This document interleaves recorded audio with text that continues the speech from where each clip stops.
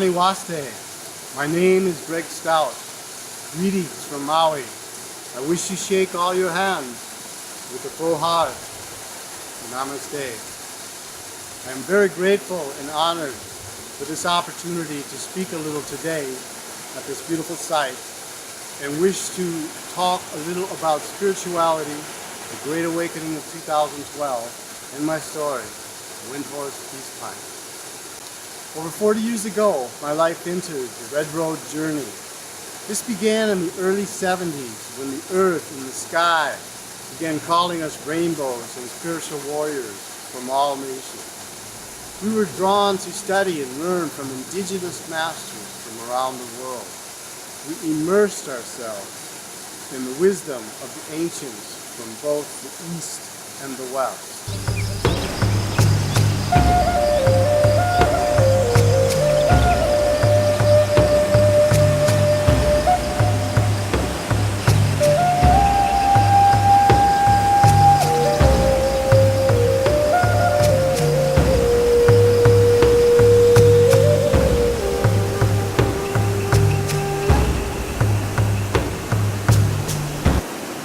Learn to pray and beseech the one great spirit, the one creator in many forms. So it didn't matter where we went and who we were with. If we were with the Sufis, we did the Sufi dance. We chanted Krishna with the Krishna. We did yoga with the yogis. We meditated with the Tibetan Buddhists. We prayed with the Christians. Most importantly, we developed a universal way of talking to the Creator through the words of many languages. In doing this, we found all created the same experience. Our own minds and hearts were the gifts, and all we needed were the growth. Not so much the beliefs or the history of written ideas.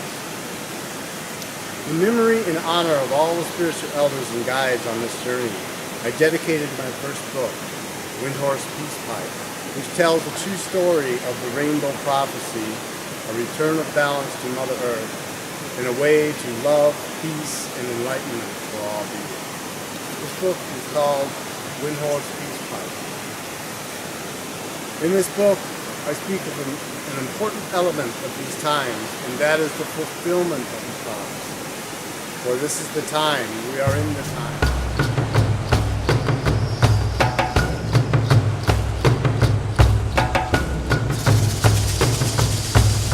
I wrote this book not just as a tribute to the American Indian people and all our relations, but as a token of peace to the worldwide family on Mother Earth. Upon reviewing in great depth the history of religions and spiritual traditions, I wish to help create an understanding of spirituality that breaks down the misconceptions and the walls that still divide us today.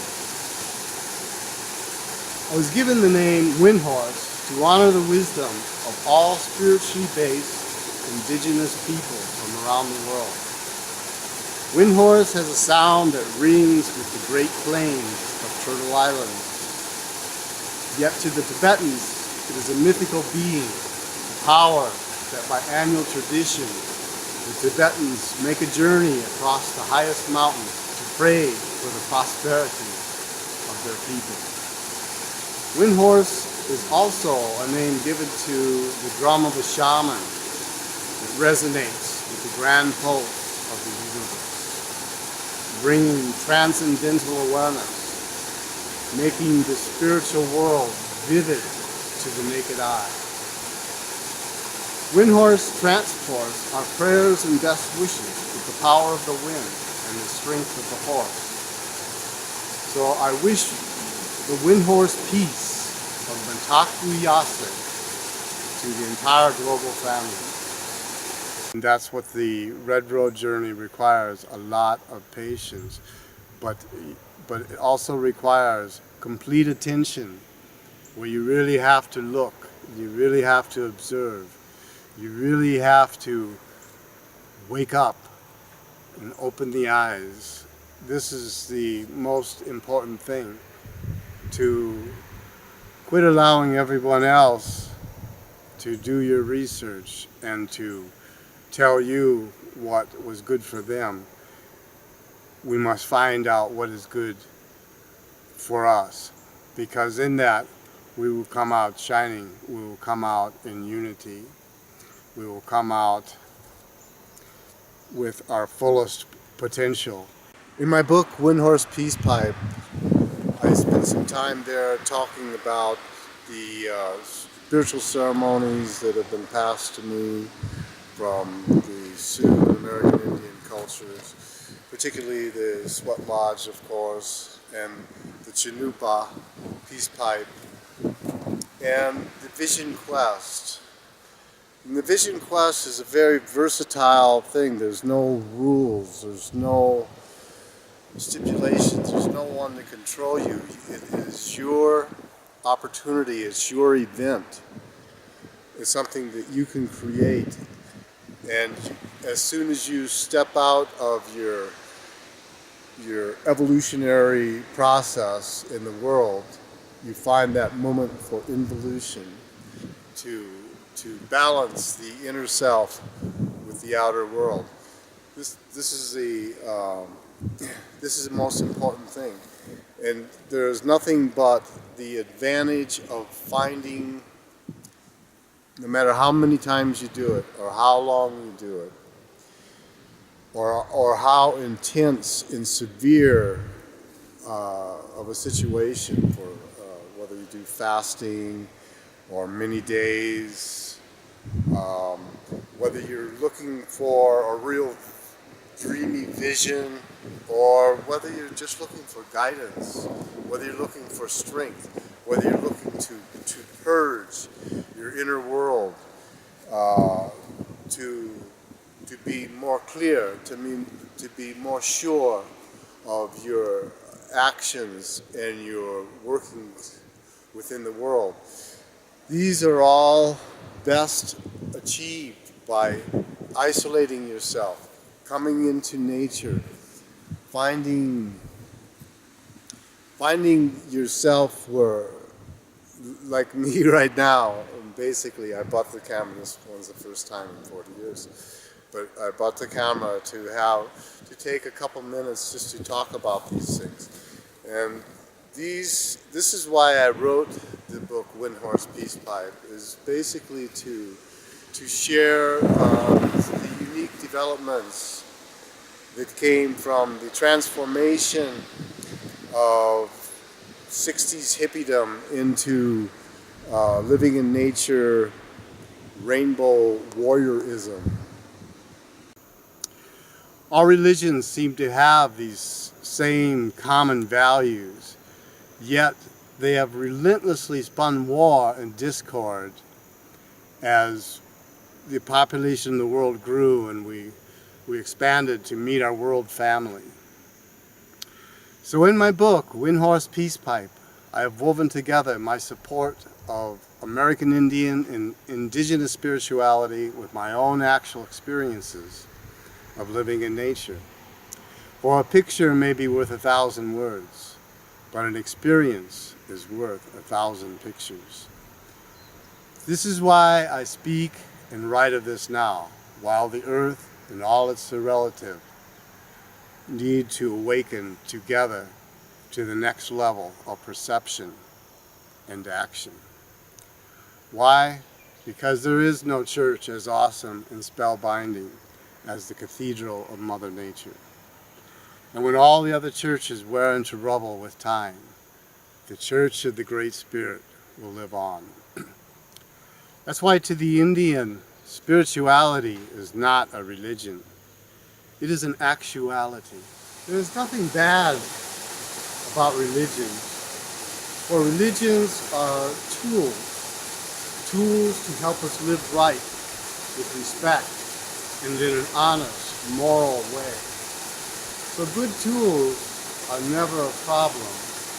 It is more about learning how to use these tools with our every thought and action of daily life. Practicing patiently until the fruit comes from our chosen methods. This is a time to use our minds and hearts to get smart about spirituality. This is a time for a quantum leap in our ideas and our graphic picture of the Great Spirit and universal concepts. We need to find that missing link of openness, and from there we can unify our world and grow more powerful in the greatest gift, compassion.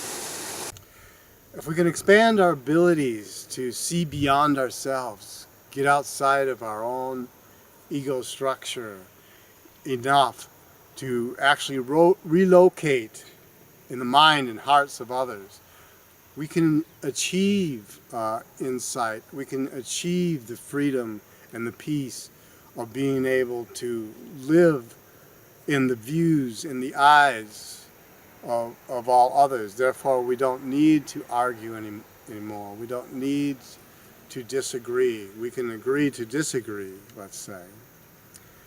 But we don't need to put up a wall and a defense that will cause us to give way with all of our most important values of our spiritual teachings and become violent and become ignorant and become deceitful. This is very important for us to see, and that. So we're not really trying to talk bad about religions, because they are important tools there, and they are important stepping stones of many kinds. And for many, maybe we don't need anything else, but we do need to establish the freedom of our own soul, our own microcosm, to experience oneness with the macrocosm. And in that, you are committing yourself to allowing an open experience with all other views, with all other ways. The good ways, the bad ways, the great ways. This is a beautiful thing. This is where you will find your truest spiritual experience, your truest state of enlightenment. And to help atone for the wrongs of our invasive society of Wasichu, this book donates to American Indian causes. So until one day we meet in person, may your dreams stay big, may your worries stay small, and may you find the fulfillment of the prophecies. May you find true harmony from within to accept your fate and all of the life that you've been given, and always live in the way of Matakwi Oyase. Namaste.